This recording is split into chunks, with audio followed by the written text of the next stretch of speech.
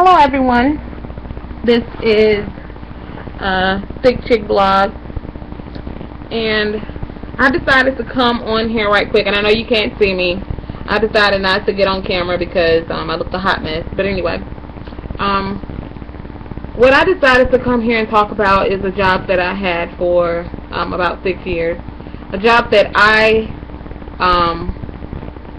decided to quit on my own. I didn't get fired. I didn't get anything like that. I decided to leave because I felt like it was a horrible situation and I was ready to get out of it. And the company that I'm referring to is a company called RGIS Inventory Specialist. And a lot of people might be like, why did you work for them for 6 years if such a horrible company? First of all, I was young. I started this job when I first graduated high school, and I worked there for the long, because the pay was pretty good as long as you went to work and you showed up and you did what you're supposed to do. The pay was pretty good, so I was young, and then once I got older, I realized, okay, this is something that I don't need to be doing because it is a horrible company. Again, this is my personal opinion. I'm using my freedom of speech to make this video and let everybody know my review on RGIS Inventory Specialist. Okay, first of all, let's start out with interviewing. When you do an interview with RGIS, basically what the interview consists of is basically you doing like a little math test to make sure you can count pretty much. As long as you can count to 10, you can pretty much get a job at RGIS. Because it's an inventory company, and of course you have to know how to count because you're conducting inventory. So pretty much as long as you can say 1, 2, 3, 4, you can pretty much get a job at RGIS. They don't do drug tests. They don't do any kind of test like that. The only time they do a drug test is if you're going to be conducting inventories in the pharmacy. And they handpick, basically, they let handpick the people that they want to count in the pharmacy. They normally pick the slow people to count in the pharmacy because the pharmacy is, you still have to, keep up with production in the pharmacy, but it's not as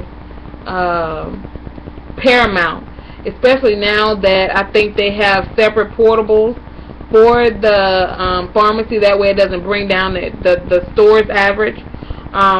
So you pretty much, you can be on, you can smoke you some pot, crack, pills, whatever you want to do, and you won't get penalized for it because they don't do drug tests unless you are working in the pharmacy.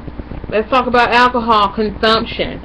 Oh my God, we've had managers that would show up to inventories plastered, seriously, or do PIVs, what is a pre-inventory visit, show up to PIVs drunk, or show up to work not drunk but still hungover and looking a hot mess. Like I said, this was just an awful company. They pretty much didn't care who they hired because they knew a lot of people really wasn't going to accept this job anyway unless you were pretty much desperate or young or down on your luck or just needed a job or some extra cash or whatever. The van situations. Let's speak on the vans.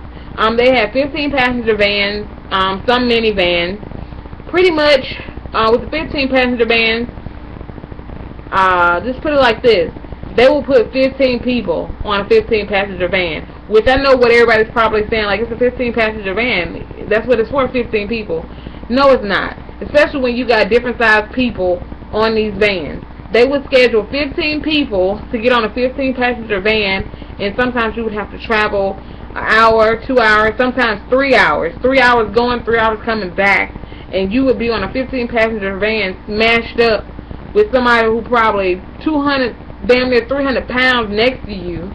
You smashed up on this van in the middle, you sandwiched in between two other people. Hot mess. Awful. Let's speak on breaks.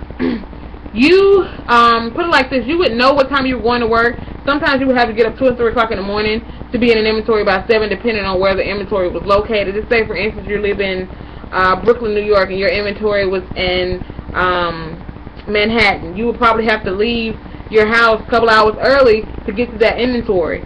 They wouldn't pay you for the first hour of travel. At least my district didn't. My district did not pay you for the first hour of travel. They considered that leisure time.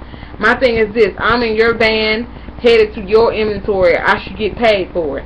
But again, as I said, I was young, and the money was looking good to me, so I was kind of blinded to the horrible way that this company was ran. As I said, you probably start an inventory. I'm just going to use this for an example. You start an inventory at 7 o'clock. You never know what time you're going to get done. Basically, when you get out, when you clocking out is when y'all through with the inventory. So if you start the inventory at 7 and then before people show up to work, unless they cancel that inventory, you're going to have to conduct that inventory with those 4 people.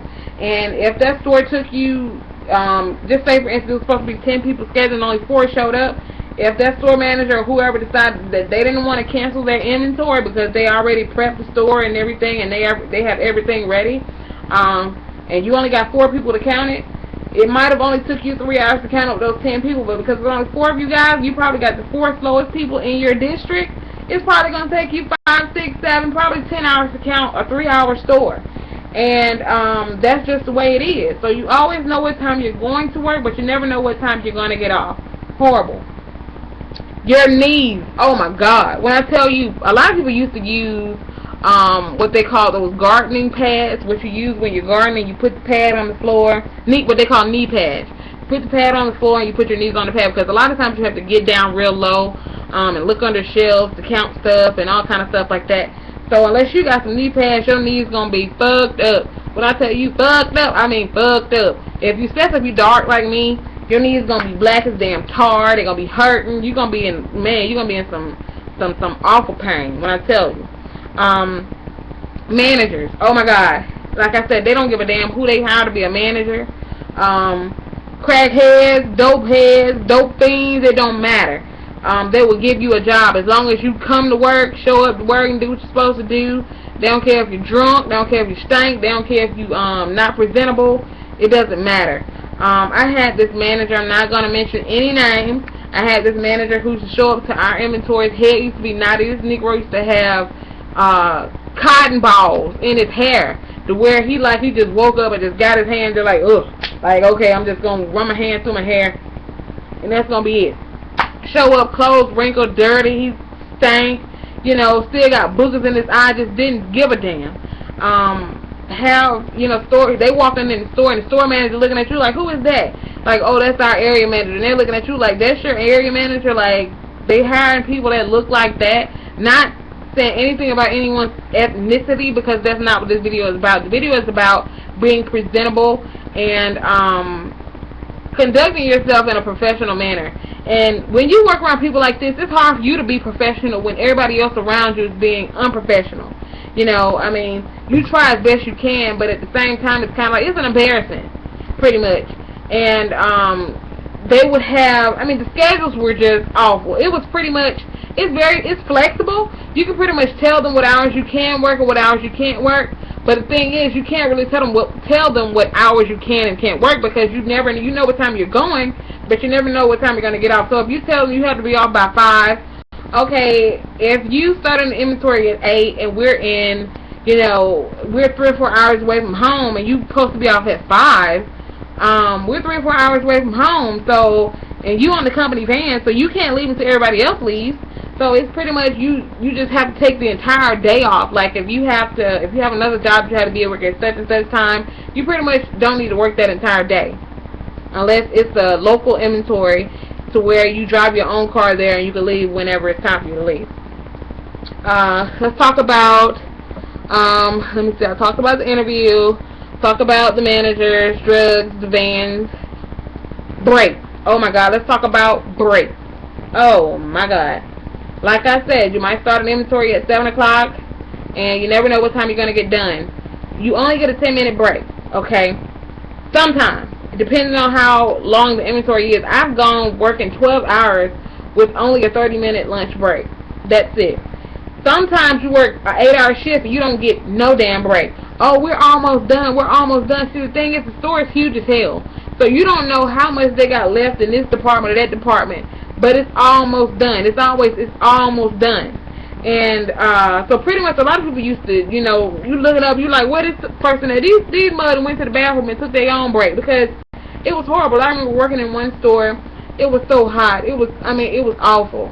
And you climbing up and down off a ladder conducting inventory, and they basically, you know, the managers and stuff, they walking around chit-chatting, eating, drinking soda pop and all this type of old shit, and you got your ass up on a ladder climbing and stupid and bending and pulling shit out and sweating like a slave, and they walking around sipping on some ice cold Coca-Cola. Oh my God. When I tell you, all I want you to do, you don't have to take my word for it, just Google RGIS. All I want you to do is Google RGIS and read the bad reviews on this company. Do not work for RGIS unless you are out of work, don't care where you work, you don't care about working around a lot of people who are don't have no morals. Just trust me when I tell you, RGIS, worst job ever.